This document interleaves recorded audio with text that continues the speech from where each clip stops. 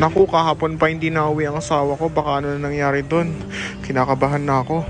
Hoy anak, tawagan mo nga yung papa mo kasi kahapon pa siya hindi nauwi. Eh mama, wala akong load eh. Paano yan? Ano? Wala kang load? Naku, paano ang gagawin ko nito? Hoy misis, huwag kang mawalan ng pag-asa. Eto, magic salamin upang makita mo kung nasaan ang asawa mo. Yun, salamat po God. Wala ka ng takas ngayon. Salamin, salamin, ano ang ginagawa ng asawa ko? Babe, tara, kita tayo mamaya habang hindi pa ako hinahanap ng asawa ko sa amin.